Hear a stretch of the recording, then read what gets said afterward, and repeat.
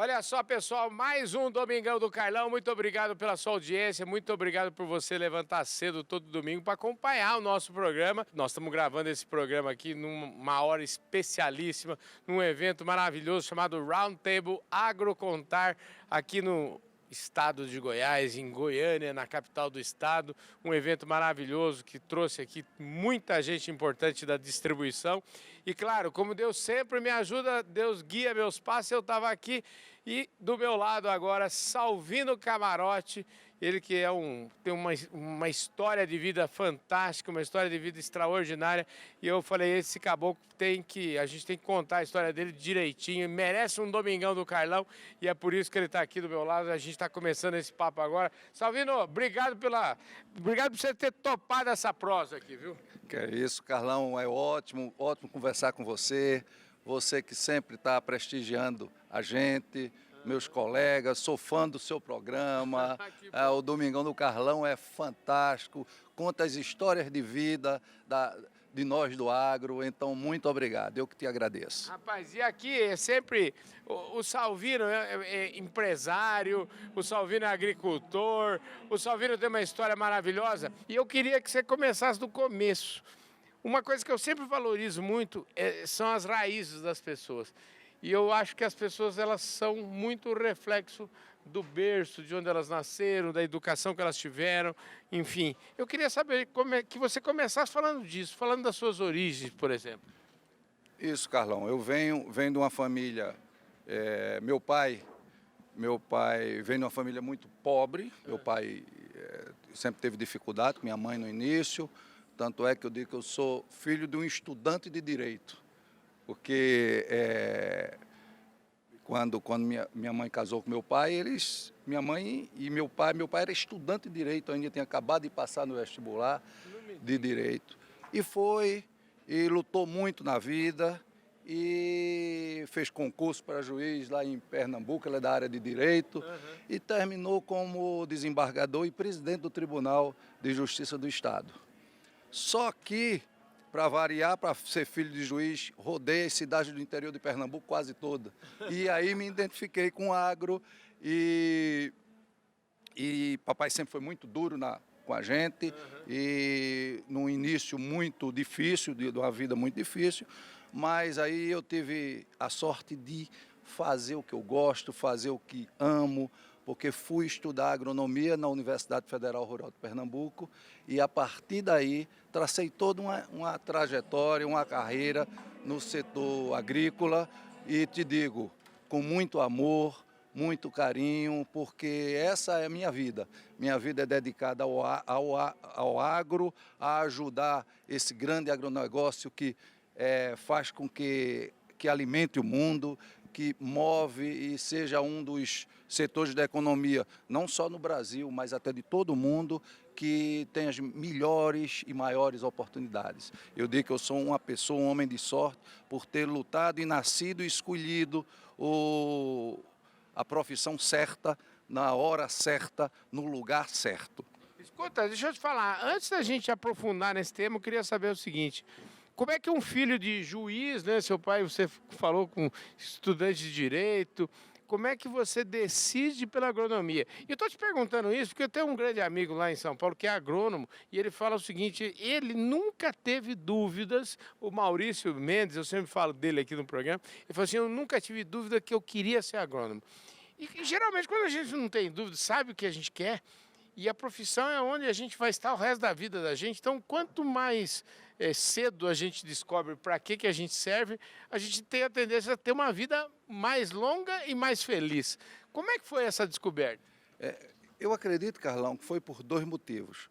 Primeiro, por essa vida no interior, né, nas comarcas do interior de Pernambuco. E depois, porque meu avô materno era agricultor, só que agricultor de enxada, aquele pobre lá que fez a vida, e ele conseguiu fazer um negócio para cada filho. E olha que ele tinha muitos filhos. E a minha mãe, que era caçula, ele deu estudo.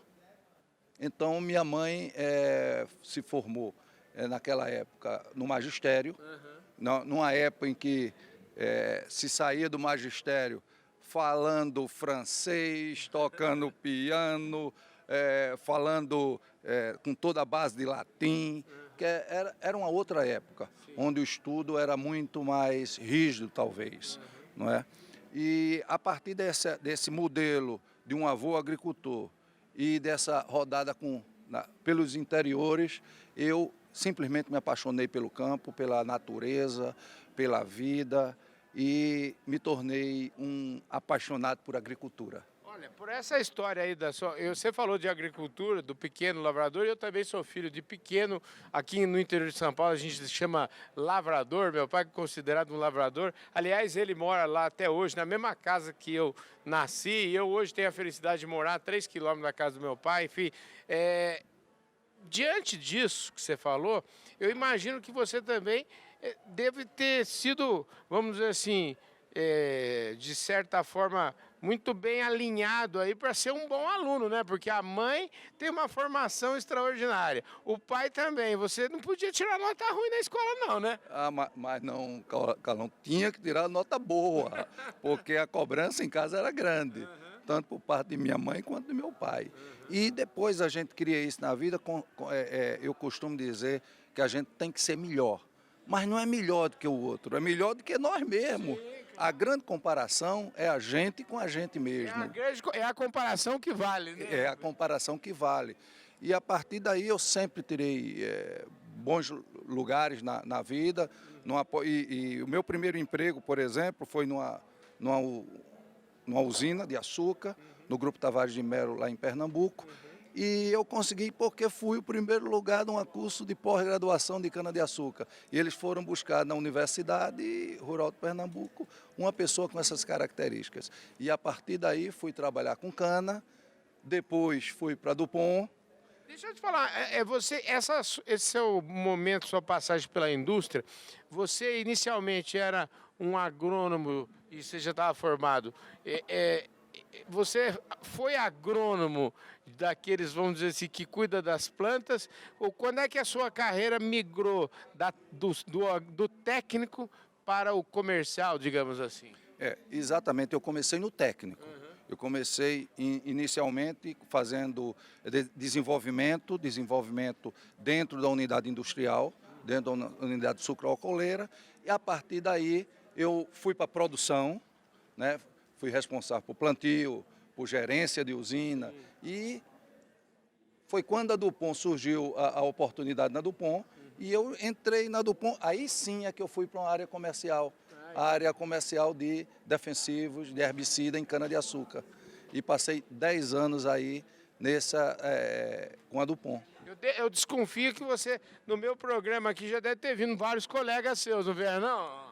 É claro, todos os colegas da Dupont, né? O Carlos Pellicer, o Roberto Mota, o Gaio, o Brega, enfim, todos eram da nossa grande turma lá da Dupont, que formou uma grande escola, a quem eu devo muito, porque formou muita gente boa, onde a gente aprendeu muito. E tanto é que todos que passaram nessa escola têm boas posições no mercado até hoje, né? Não é, Carlão? Com certeza, é tudo gente da prateleira de cima. Igual o nosso diretor de imagem ali, o Gabriel, ele é prateleira de cima, viu? Você sabe que o Gabriel tem pouquinha idade, mas ele também já é experiente, viu? E você com pouca idade já tinha muita experiência também. Ô Carlão, mas essa sua prateleira de cima que está aí filmando pra gente, isso aí é a primeira linha. Escuta, Dupont, eu fico imaginando o seguinte, eu gosto de um pouco muito mais do lado da filosofia da vida, e eu imagino o seguinte, na Dupont, uma multinacional, você já chegou com uma posição, imagino que em 10 anos você tinha uma posição boa lá. Como é que é tomar a decisão de se sair de ter um emprego confortável, com um ótimo salário, com vários benefícios? Como é que toma-se a decisão de repente, sair e virar empreendedor? Porque aí eu acho que agora a gente começa a colocar a bola aqui na marca do pênalti. Isso, ô Carlão, não é uma decisão fácil. Não é? Uma empresa como a Dupont, ou como as grandes corporações, e a gente com uma posição boa dentro disso aí, cria uma segurança que nos deixa muito confortável. Mas, ao mesmo tempo, para pessoas empreendedoras, sempre o desafio sempre nos move. Sempre nos move. E eu sentia um gap no mercado, no Nordeste, de uma distribuição mais profissional, que olhasse mais para o cliente. E eu via que isso podia ser bom até para a própria Dupont. E foi aí quando eu tomei a decisão, a partir de até de uma proposta de promoção, eu tomei a decisão de o contrário, de fazer uma contraproposta para sair da Dupont e montar uma empresa para trabalhar com a Dupont na região. Que a Dupont foi o primeiro fornecedor da nossa empresa, que a gente fundou em 1995, a SC Tecnologia Agrícola. Ô Salvino, é uma decisão, essas decisões que a gente vai tomando na vida, você falou, saiu para montar um negócio. Ou seja, e deixou de trabalhar para a Dupont para trabalhar com a Dupont. Como é que foi isso? Olha, como eu te disse, Carlão, são decisões que a gente toma na vida que são difíceis. Difíceis, mas a gente tem que procurar o autoconhecimento primeiro para saber o que é melhor para a gente e melhor para os nossos. E quando eu digo os nossos, é o próximo. Sim. É a sociedade.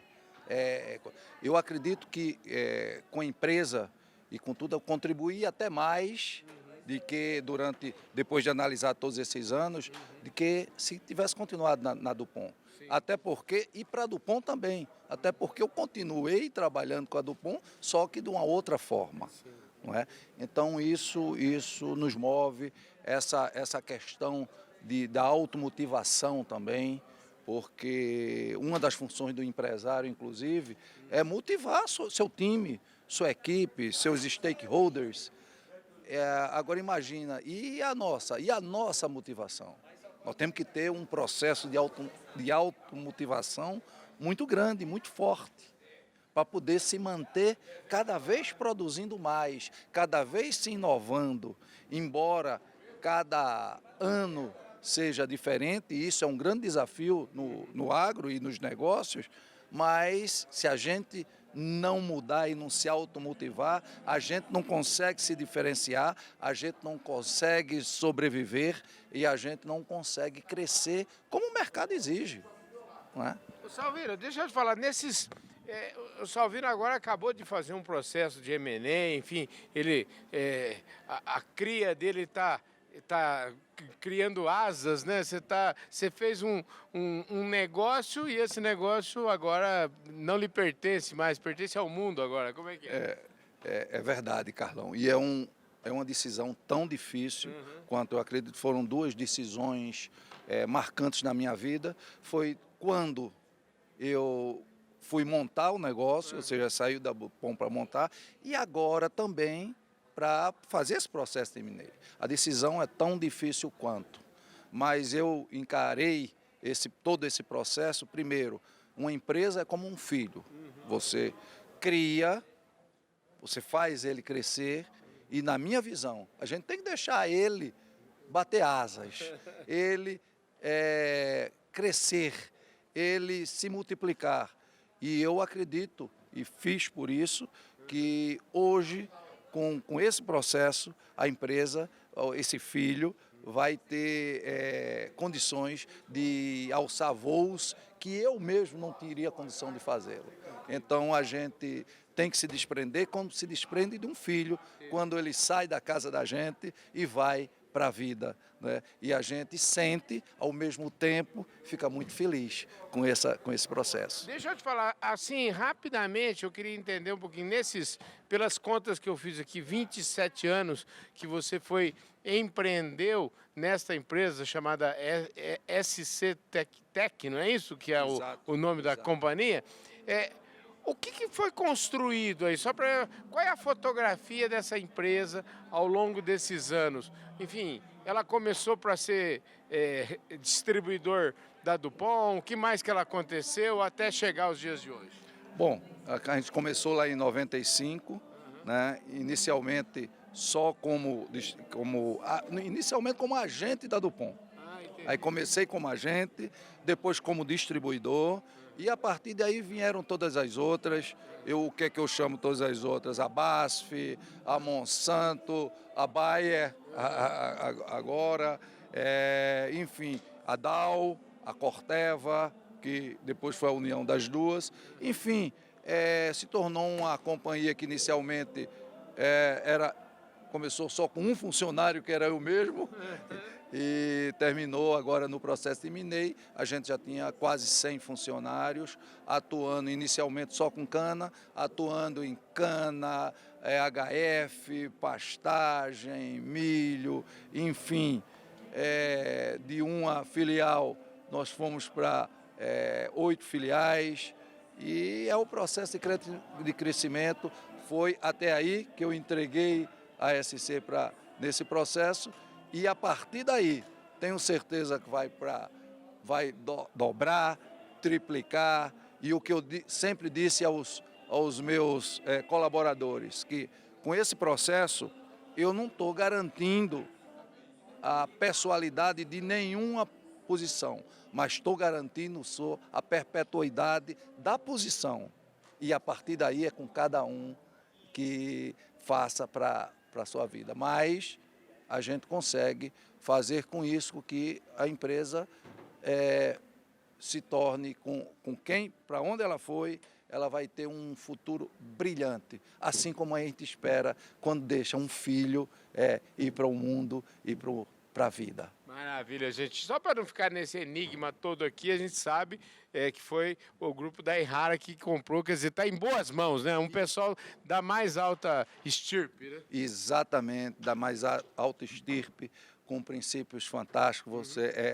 Você conhece e sabe como é a cultura japonesa, é algo que eu admiro muito. Eu posso te contar uma história. Eu tive lá na Errara algum tempo atrás, e na época o Gaio era diretor lá, e na saída o Gaio foi me acompanhar até a porta, e eu disse a ele assim: ó, Gaio, você pode entrar aqui, nós já estamos indo embora. Ele falou: Carlão, enquanto você não passar lá naquela portaria, a gente não pode virar as costas para você, porque isso é uma tradição japonesa. Eu achei aquilo o máximo, né? Quer dizer, uma empresa com valores extraordinários, né? E é fantástico os valores, né, o respeito à pessoa, ao outro, e principalmente uma coisa que talvez o que me encanta mais é o grande slogan da Errara, que é: agricultura é nossa vida.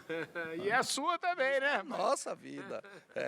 Exatamente, Carlão. Maravilha, que show de bola. Quer dizer, você vê uma história maravilhosa. Uma outra história eu queria entrar nesse tema aqui agora, que é um pouco da sua dedicação, vamos dizer, institucional. Eu acho que todo empresário também tem que se preocupar não só com o seu negócio, a sua empresa, mas se preocupar também em, de certa forma, retribuir para o setor todo o sucesso, tudo aquilo que ele teve.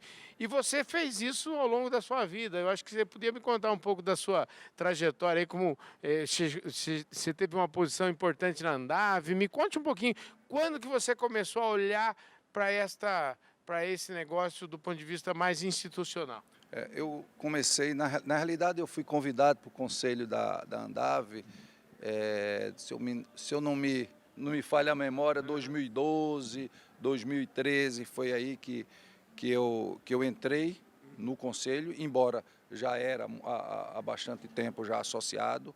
Eu acredito que em todos os segmentos nós devemos sim olhar para o setor, olhar para todos que compõem aquele setor, sim, e procurar subir a lupa, que eu digo, e olhar e trabalhar por toda a cadeia. Sim. Você não pode pensar só em si próprio ou só na sua empresa. E o formato de associação, eu acredito que é fantástico. Então, eu trabalhei muito na Andav e sempre, até hoje, sou do conselho. Sim. E fui vice-presidente, presidente, e juntos fizemos desde o primeiro imagina o primeiro congresso que a gente nem imaginava que ia se tornar o sucesso e a referência que é hoje no setor, o Congresso da Andave, Sim. onde passa tantos conhecimentos e principalmente antecipa movimentos que o setor vai acontecer no setor ainda. Então é um evento fantástico e a Andave, no meu entender, é uma grande ferramenta para todo e qualquer distribuidor que queira ser relevante para a sua região e contribuir para o agro brasileiro. Maravilha. Ó, gente, você sabe que eu estou gravando esse domingão. Aqui, eu até vou mostrar aqui o crachá aqui do Salvino. É o seguinte, no round table aqui da Agrocontar, aqui em Goiânia. E a gente teve inúmeras discussões de altíssimo nível. E uma delas é, lógico, a questão de M&A, e obviamente ele estava lá no palco falando sobre esse tema e falando da sua experiência sobre isso. E eu achei bárbaro, porque você trouxe à tona alguns assuntos que eu acho que são relevantes para o setor. Um deles, por exemplo, é a questão da sucessão. E você foi assim, muito corajoso, contou uma história sua lá. Eu queria que você repetisse essa história, porque isso é muito importante. E como tudo isso tem a ver com autoconhecimento, com momento de vida, com filosofia, ou seja, saber. Eu acho que assim, a última coisa que nós estamos falando aqui é de dinheiro envolvido no processo. Queria que você falasse, elaborasse um pouquinho esse tema para nós aqui. E eu acredito nisso. Eu acho que o que move o ser humano não é dinheiro. Dinheiro é apenas uma ferramenta para a gente cuidar dos negócios. Mas a gente é movido a propósito, não é? E as pessoas, para poder, nessa vida, tem que tomar decisões difíceis, como essa, é uma do M&A, e a gente tem que ter um autoconhecimento muito grande, não é? Tem que trabalhar isso. E dentro da empresa, primeiro, claro, com a família, com a governança corporativa, no conselho de família, para decidir o que cada um, e individualmente, inclusive, também, porque não é o processo.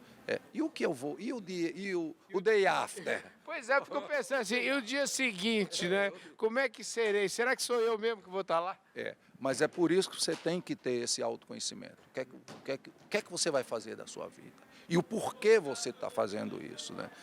Tem o que eu já falei, a questão de deixar o filho voar, isso é empresa, mas tem também as questões familiares, não é? É você chegar, por exemplo, ouvir dos seus filhos no conselho, pai, esse é o seu sonho, o meu sonho pode não ser o sonho do meu filho.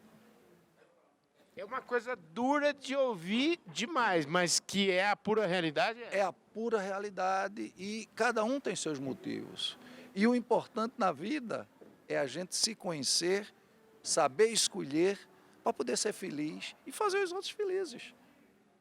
Para mim não é, mais uma vez eu digo, não é questão de dinheiro ou não. O dinheiro é consequência do propósito que a gente tem, não é? O que move tem que ser o propósito e Carlão, essa vida é muito curta.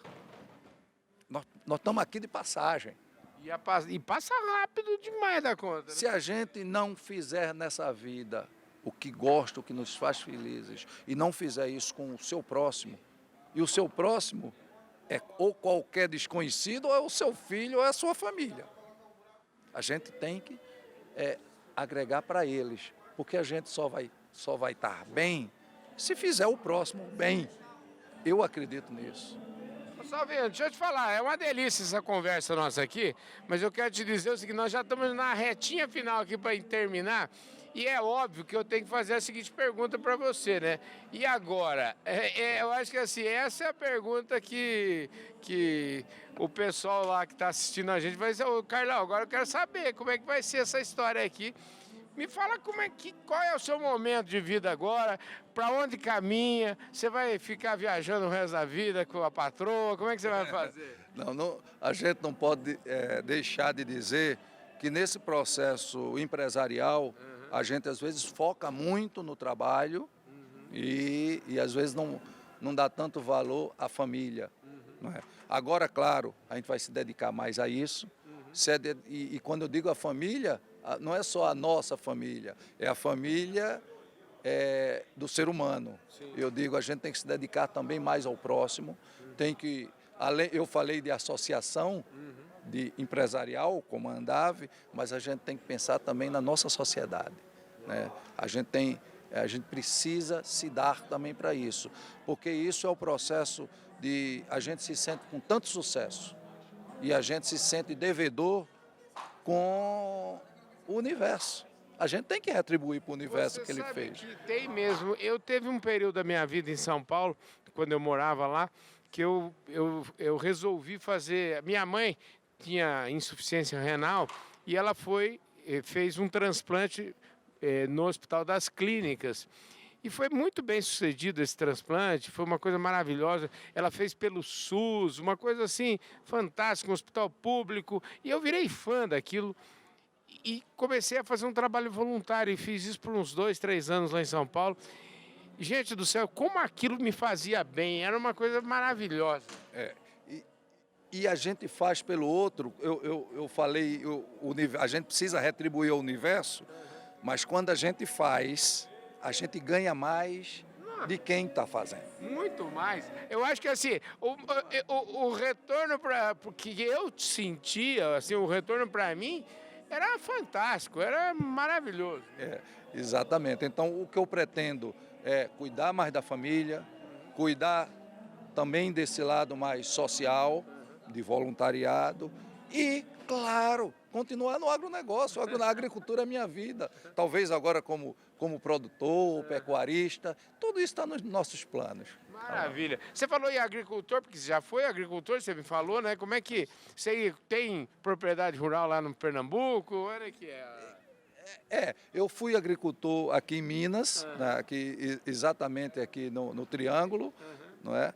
E por 10 anos tive que decidir no momento entre a empresa e isso aí, decidi pela empresa, e agora talvez eu volte para o setor, dessa vez mais dedicado, mas de uma forma mais tranquila, mais light, porque eu tenho que pensar também essas outras missões que eu acredito que como pessoa eu tenho ainda para contribuir com a humanidade. Maravilha. Ô Salveiro, agradeço demais a sua participação aqui. Infelizmente, nosso tempo já esgotou, a gente já passou dos descontos. Então, eu queria agradecer muito a sua presença e dizer que foi uma delícia conversar com você. Espero que a gente se encontre muito mais por aí, viu?